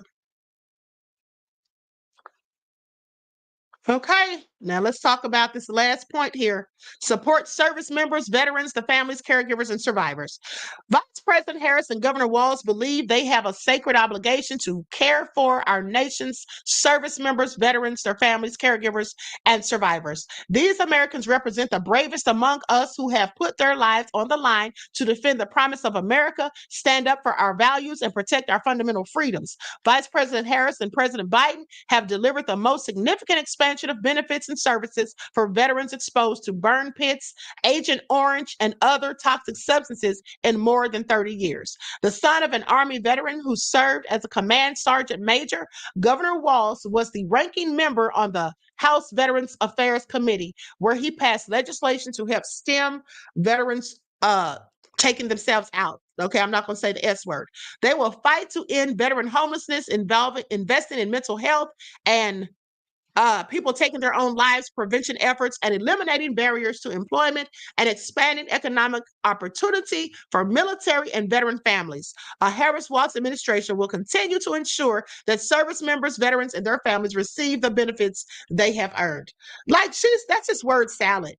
Okay, that's just word salad. Whenever she's saying she'll continue to do something that's already being done, that's nothing for her to pat herself on the back for. If it's already being done, what the hell do we need her to tell us that she's going to continue it for? Okay? Please make it all make sense.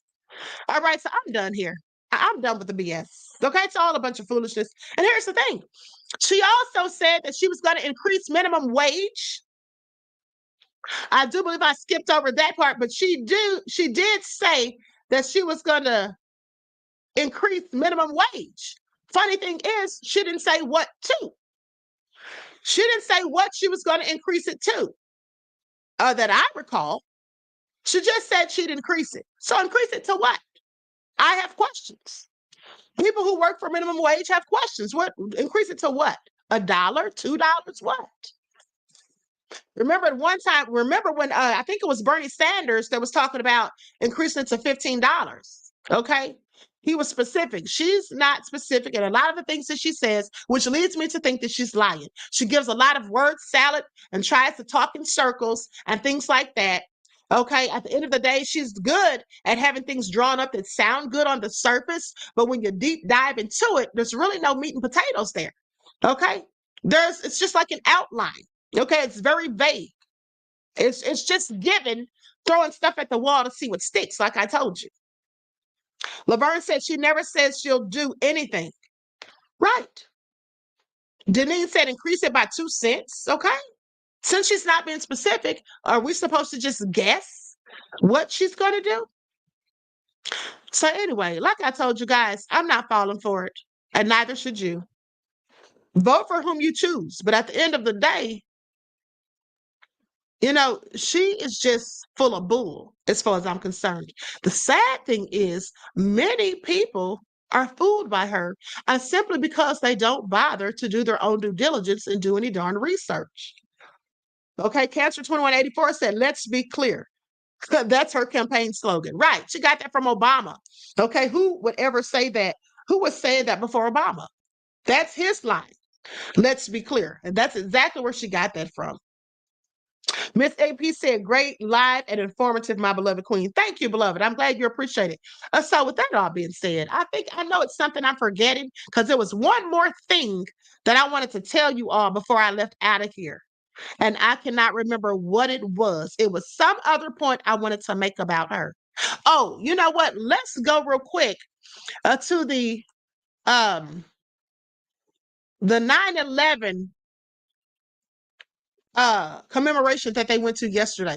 Hold on, beloveds.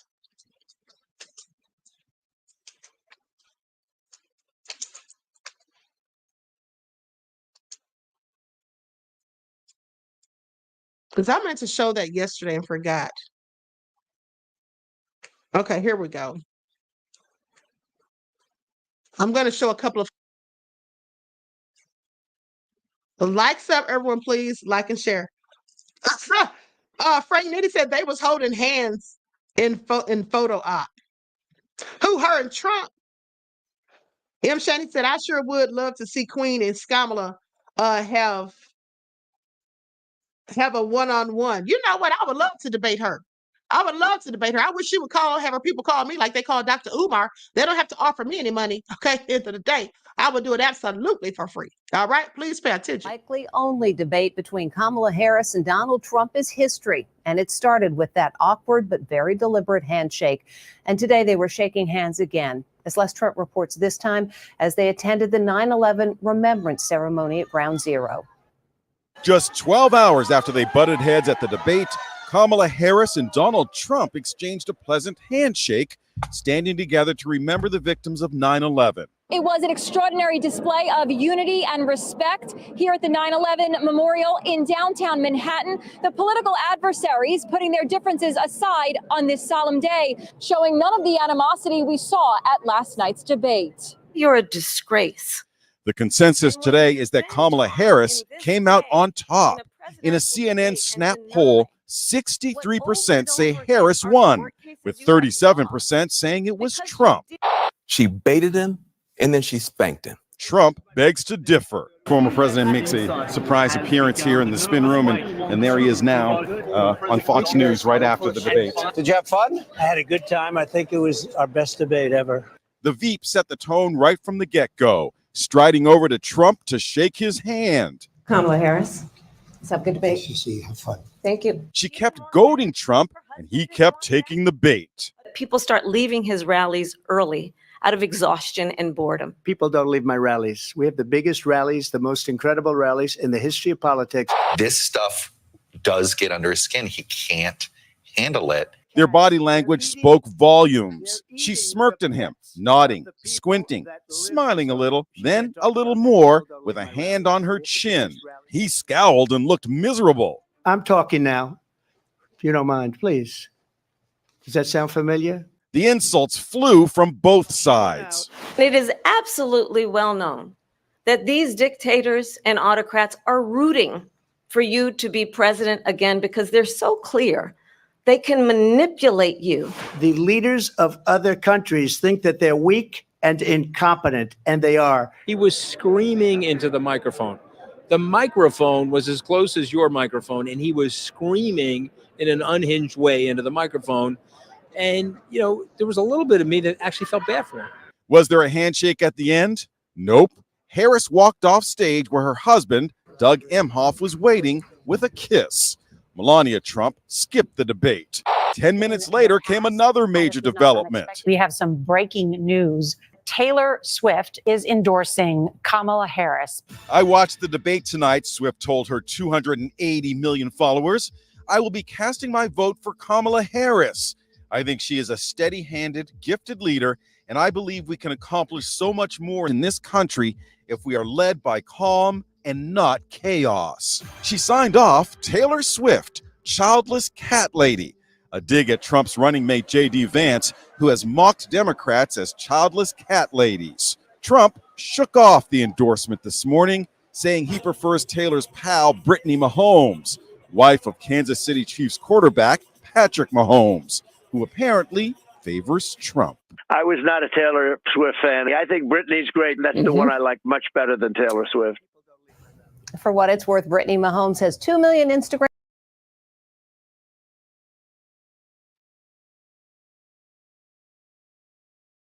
All right, so there you have it at the end of the day. Now, that all been said, somebody please tell me why Biden, hold on, let me just share this clip. Biden put on a Trump hat. What's going on here? Biden literally put on a Trump hat. Hold on. Likes up, everyone, please. Like and share. Thank you in advance. I'll give you my presidential hat. Presidential seal on it. You want an autograph? Oh, sure, I'll autograph. There you go, man. I need that hat. You want my autograph? Hell no. You know my name. Come on. I ain't going that far. Yeah. Let's do a selfie. There you go.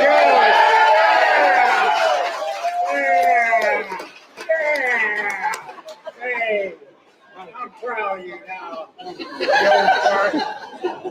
Huh? Just remember, no eating dogs and cats.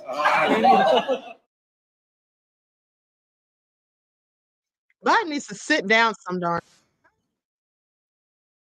So anyway, there you all have it. There you all have it. Okay. Shenanigans. I think Denise said he's so good. Queen Sam said, senior citizen home, here he comes. Okay. Queen Shay said, thank you. Great stream. Thank you, beloved. Okay. Laverne said, Joe is slow. He forgot whose side he's on. Reggie said, what an idiot. I mean, there's no way in hell I would have put on a Trump hat. Is he serious right now? But with that all being said, Black and Silver said, we know who Biden's voting for. Okay. And here's the thing. With that all being said, listen, people who were undecided, well, some people that were on the fence, they're likely going to vote for Kabami at this point. Because like I said, Trump had a lot of missed opportunities. He really messed up when he allowed her to get him flustered, to trigger him. And then he went off topic and started responding to what she said. She knew what she was doing. You know, it's easy to know or to get Trump to do that because he can't help himself. He's so caught up and concerned about what people say about him and what people think. So that was his downfall right there. But at the end of the day, she still skirted past issues. She still did not answer certain questions specifically. She beat around the bush. She basically used word salad, and someone was likely speaking in her ear, telling her what to say. So at the end of the day, I just want to see another debate. How many of you want to see another debate? Queen Sam said, especially off that man's head. Did you see that nasty looking hair? You know, that's what I was thinking. I'm like, honey, it's no way I'm putting anybody's hat that I don't know like that on my damn head. Okay. Please pay attention. Okay. Infamous Hicks said she won by default. Okay. I could take that. I agree. Okay. I could say that. All right. So with that all been said, who wants to see another debate from both of them? One's in the chat if you want to see another one, two's if not. Exact Two said, Queen, do you think that they'll do a second debate? Yeah, I think so. I think so. I hope so, because I'm going to be right here for it. Okay, I'm going to be right here for it. Everybody's saying yes. India said on Fox or CNN. Okay, not on corporate media. Exactly. All right. Okay, so with that all being said, OG Patrice is in here. OG Patrice, listen, every time I talk about Diddy, I email you hoping that you'll be in the chat so you can give us the scoop about the situation that me and you discussed. Okay, so I'm gonna have to get you on here. So let's try for tomorrow morning. Okay, let's try for tomorrow morning, OG Patrice, beloved. Tomorrow morning on the live. No matter what I'm talking about, we're gonna get you up here. Okay. So with that all being said, listen, everyone. I want to thank you all for tuning in. I hope you all enjoyed the live because I did. All right. And also, I'm not going to be live on the backup channel. I'm not going to be on the spiritual channel today. Maybe I'll upload something later. But I have something very important to do later today. So I got to get my stuff ready for that. And tomorrow, we're gonna have Terry Hinton said, no, I don't want to, Queen. Okay. So Jay Gray said Diddy's going to prison. Oh, yes, he absolutely is. He absolutely is. So with that all being said, I have something to do this evening. And so tomorrow there's going to be 2 lives on here. I'm going to do my morning live, and then I'm going to do a live in the evening. Right. With an interview that I'm going to be conducting tonight. And I want you all to hear about this story. All right. So with that all being said, I love you all to life. Okay. Each one. And listen, Kevin Witter said, Joe doesn't know if he's dead or alive. What'd you say? Hold on. Joe doesn't know he's alive. Yeah. You know, when Trump said that, I hollered. Okay. He said you got a president who doesn't know whether doesn't even know he's alive. And then when he said they threw Joe Biden out of the White House like a dog. Now, Trump is entertaining. I'll say that much. Okay. He is funny. He's good for a laugh. Okay. So with that all been said, listen, Queen Sarah said, we love you, right, Black Queen. Thank you, beloved. Okay. So listen, I love you all to life. Each one, teach one. That's how we grow and thrive. Do something productive, constructive, but never destructive. And always remember, beloveds, to keep the Most High first in your lives. I hope you all enjoy the rest of this beautiful day, and I will talk to you all again soon. Peace.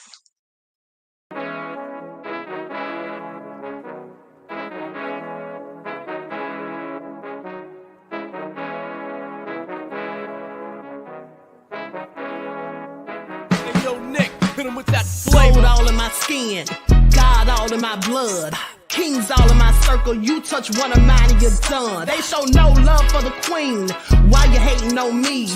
Is it cause I'm free and I got Malcolm X in my jeans? I got dreams like King Luther, shed blood like Kunta. You ain't helping my people, I ain't got nothing to say to ya. I want all the smoke like hookah. Talking reparations, America won't be great until they give us compensation. I'm like, I'm the hottest right now. See a bunch of lames out here trying to jock on my style. They be doing too much. I'm the queen, it's too easy. It's like they all at Popeyes, how they be talking so greasy. I just sit back and laugh while these haters get madder. So nefarious how they don't want my pockets with cheddar. I tell them they can do better. These snakes in the grass can leave a bite on your ass, cause y'all be trusting too fast. I got my foot on the gas, other one on they necks. Dropping receipts on haters, you better show some respect. I'm never facing regrets, we only facing the threats. Running through every challenge like a relay, break no sweat. It's a cold game, so I got that blanket with me. Now that my people awaken, ain't no going to sleep. I do not play by my piece, this time I'm playing for keeps. You talking slick, but when I see you like them ends, we gon' meet. And I got gold all in my skin, God all in my blood. Kings all in my circle, you touch one of mine and you done. They show no love for the queen, why they hating on me? Is it cause I'm free and I got Malcolm X in my jeans and I got gold all in my skin, God all in my blood. Kings all in my circle, you touch one of mine and you done. They show no love for the queen, why they hating on me? Is it cause I'm free and I got Malcolm X in my jeans and I got